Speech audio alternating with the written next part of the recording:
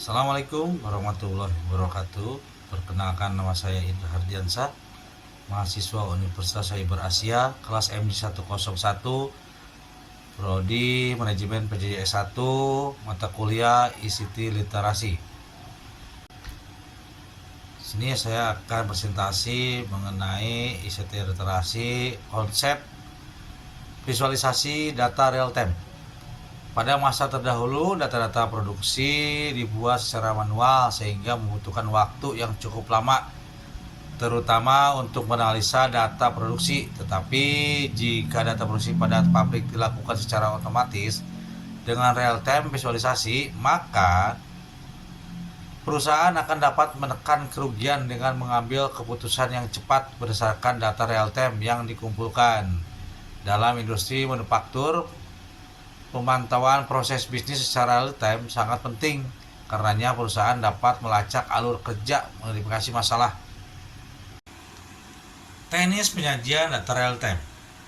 Teknis dalam penyajian data real time yang umumnya digunakan adalah batch processing, di mana pengolahan data dilakukan secara berkala atau sekaligus dalam batch kelompok besar. Real time processing data dapat diproses dan diterima hasilnya pada saat yang sama, online processing, di mana teknis ini melibatkan pengolahan data secara terus-menerus saat data masuk dan memproses data setiap individu secara terpisah.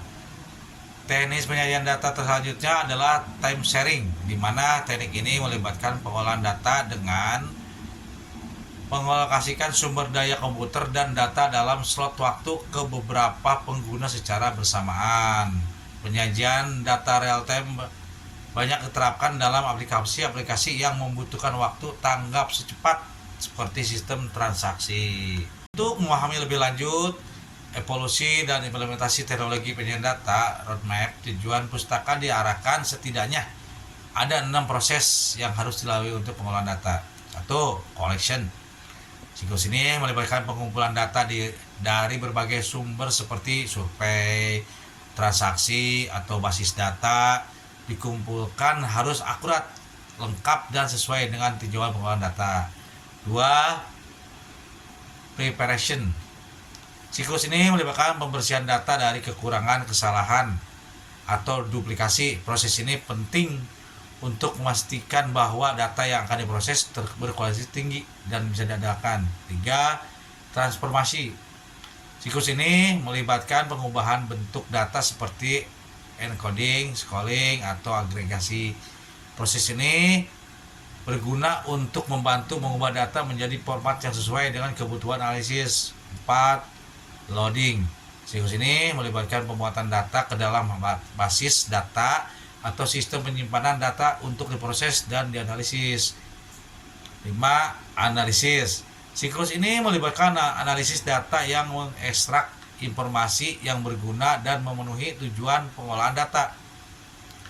Analisis yang dilakukan dapat menggunakan teknik statistik, pembelajaran mesin, atau teknik lain yang sesuai. 6. Visualisasi.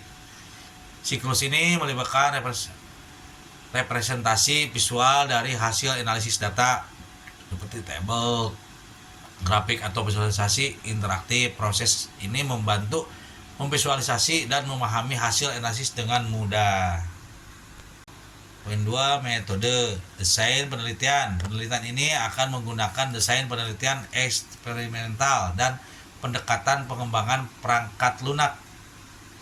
Pendekatan ini dipilih untuk memastikan bahwa penerapan visualisasi data real time yang dikembangkan dapat memenuhi kebutuhan spesifik perusahaan dan dapat diintegrasikan dengan sistem manajemen energi maupun penanganan masalah, terutama troubleshooting.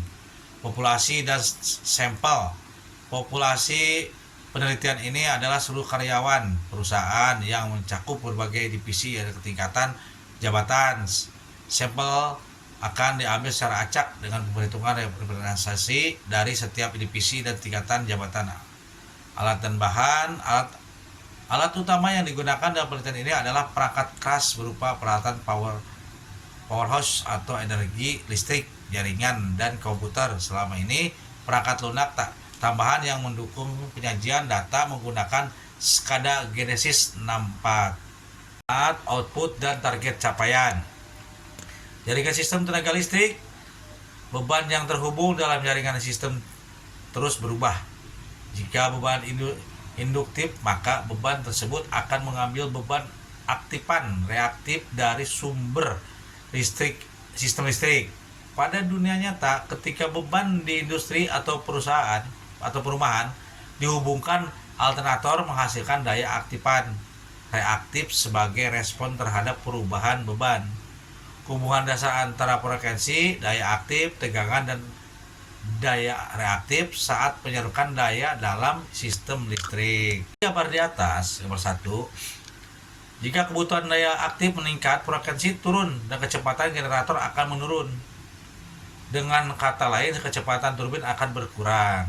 Untuk menjalankan generator pada kecepatan konstan, sistem peraturan pengambilan sistem kendali meningkatkan jumlah air dengan membuka kontrol valve yang memungkinkan aliran air bertambah. Hal tersebut memberikan kekuatan lebih untuk menjalankan turbin pada kecepatan konstan. Jika frekuensi sistem tinggi, generator menghasilkan lebih banyak daya aktif dalam sistem dan sistem Goffmore akan mengurangi pembukaan valve untuk mengurangi aliran air sehingga turbin mesin tidak melebihi kecepatan. Dari teori yang ada, ketika beban penaikan pemakaian tinggi, buatan daya aktif meningkat dan frekuensi turun. Misalkan frekuensi dari 50 Hz turun menjadi 49,7 Hz. Sistem membandingkan frekuensi sistem saat ini dengan frekuensi nominal. Berarti frekuensi tertekan dibandingkan nilai nominal. Diperlukan daya aktif tambahan dalam sistem sehingga Goffmore meningkatkan daya mekanik dengan menekan aliran air atau uap ke dalam turbin. Semakin besar daya mekanik yang diberikan, maka besar pula daya listrik yang dihasilkan pada sistem tersebut. Status indikasi tunggal dan ganda. Perubahan status suatu benda yang mempunyai dua keadaan atau objek biner disebut indikasi. Ada dua macam indikasi, yaitu indikasi tunggal sesuai dengan satu sinyal input dan indikasi ganda sesuai dengan dua sinyal. Contoh dari objek dengan indikasi ganda adalah pemutus arus atau bracket. Untuk alasan safety, alat ini memiliki dua kontak bantu atau out, yaitu satu kontak terbuka dan satu kontak tertutup. Dengan cara ini, posisi tengah pemutus serta masalah pada sirkuit bantu akan terdeteksi. Untuk indikasi ganda terdapat 4 kemungkinan status, yaitu 01,10 atau normal dan 00,11 atau menengah. Kumpulan nilai terukur. Nilai analog sinyal input ke PLC biasanya berupa sinyal tegangan DC antara 0 sampai 10 volt DC atau sinyal arus antara 0 sampai 20 mA. Nilai terukur berupa nilai digital, memiliki akurasi dan pengadaan yang berbeda, biasanya 8 sampai 16 bit. Input analog dihubungkan ke metode input analog di PLC, di mana input diubah menjadi nilai dasar, positif atau negatif. Semua saluran nilai mengukur analog dipindah secara berkala dan hasilnya disimpan dalam memori database. Untuk proses lebih lanjut, nilai tersebut disimpan dalam 8/12/16 bit berbentuk dua bentuk kode biner saling melengkapi. Fundamental untuk perhitungan nilai rekayasa. Nilai pengukuran tegangan keluaran terminal generator menggunakan transducer tegangan 0 sampai 10 mA yang digunakan pengontrol eksitasi untuk menjaga tegangan dalam batasnya. Hal tersebut dilakukan dengan cara menaikkan atau menurunkan eksitasi generator. Proses sinyal analog diubah menjadi data mentah yang kemudian diubah menjadi nilai rekayasa untuk level 13,1 kV untuk operasi tampilan pada gambar 4 di bawah ini. Perintah kontrol. Pesan kontrol transmisi antara CPU dan PLC terdiri dari beberapa modul, seperti perintah set point. Perintah on off digunakan untuk perangkat seperti memutus dan isolator. Pemeriksaan ulang sebelum eksekusi meningkatkan keamanan sistem. Perintah pengaturan dapat digunakan untuk operasional seperti posisi tak, trapo, atau kontrol kecepatan motor. Kontrol perintah set point dapat mencakup mengatur generator dan kontrol pembangkitan otomatis. Nilai pengukuran tegangan keluaran terminal generator menggunakan transducer. Berikutnya, operasi sistem tenaga. Pembersihan, pemantauan, pengendalian, dan proses pembangkit listrik melalui SCADA meningkatkan pengawasan, koordinasi, dan keamanan proses sistem tenaga. Untuk kesimpulan dari proses yang telah dilakukan mulai dari perencanaan sampai pengujian dan analisis sistem dapat disimpulkan. 1. Visualisasi data real time untuk powerhouse sangat membantu dalam penyajian data yang memudahkan operator dalam kontrol dan kendali perangkat sistem tenaga listrik.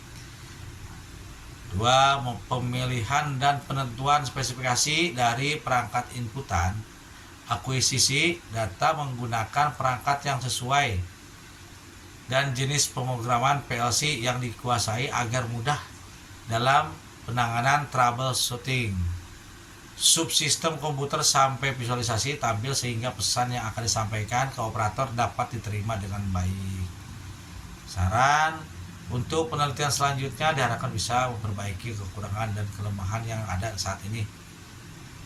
Perlu dilakukan pengembangan perangkat lunak atau aplikasi yang dapat diterapkan pada alat komunikasi bergerak atau mobile pendukung internet of things sehingga dapat meningkatkan efisiensi dan dapat diterima oleh penentu kebijakan dengan segera.